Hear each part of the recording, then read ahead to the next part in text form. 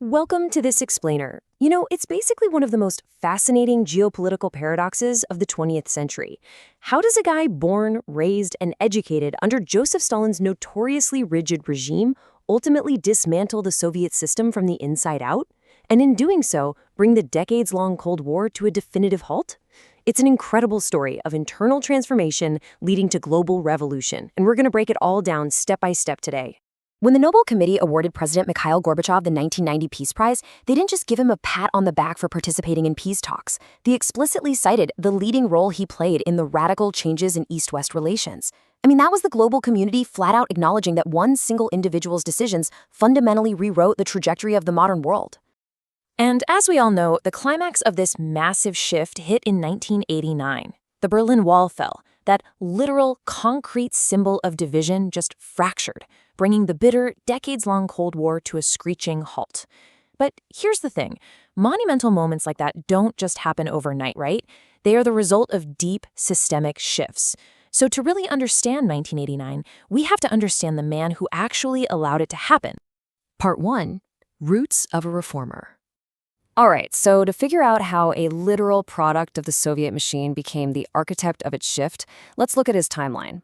Born in 1931, Mikhail Gorbachev came of age directly under Stalin's regime, and he lived through the absolute horrors of the German occupation during World War II. And he didn't rebel. Instead, he studied law and successfully climbed the ranks of the Communist Party. But by the time he finally took power in 1985, he inherited a deeply fractured system.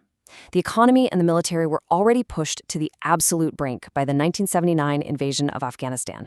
Now, what's really fascinating here is that the main catalyst for his change in perspective actually happened outside his own borders. Early trips abroad as a party official really opened Gorbachev's eyes to the severe inefficiencies and the lagging living standards of his own Soviet system. So, triggering a major personal shift long before he took the highest office, he made a completely pivotal decision. He was going to reform communism from the inside out, rather than just sit back and watch it collapse under its own weight. Part 2. Glasnost and Perestroika. Having recognized those deep-seated flaws we just talked about, Gorbachev knew that standard bureaucratic tweaks just weren't going to cut it.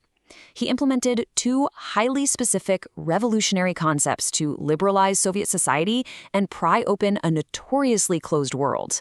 First up was Glasnost, which translates to openness. Think about this for a second.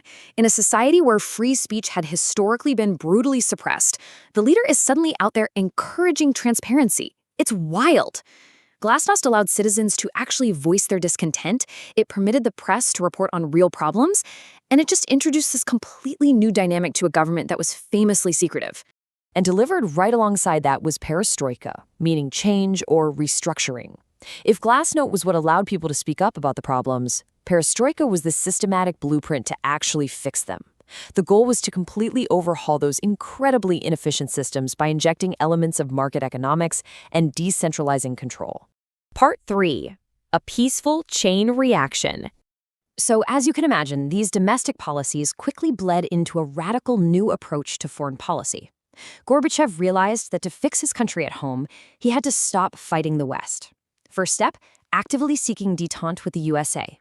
Easing those tensions meant he could take massive amounts of funding tied up in defense and desperately reallocate it back into civil society.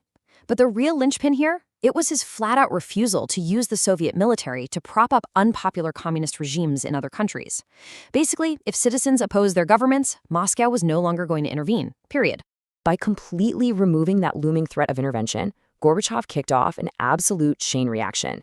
Without the constant fear of Soviet tanks rolling in, citizens across the Eastern Bloc rose up, leading directly to the total collapse of communism across Europe. The Iron Curtain didn't just fall on its own. It fell because the man on the inside actively removed the threat of force that was holding the whole thing up. And that brings us full circle right back to the Nobel Prize. In a realm where geopolitical victories are almost always shared, the committee awarded Gorbachev a 1/1 share of the 1990 Peace Prize. That is a single individual getting undivided credit for halting a global standoff. So to wrap up this explainer, I want to leave you with something to really chew on. We so often think of political power as the ability to exert force, right, to maintain strict control. But Mikhail Gorbachev's legacy flips that completely on its head. He had ultimate control, yet he used his power to let go and to reform his own system from the inside out. So how does that challenge our modern understanding of what true leadership actually looks like? It's a fascinating question and definitely something to take with you. Thanks so much for joining me for this explainer.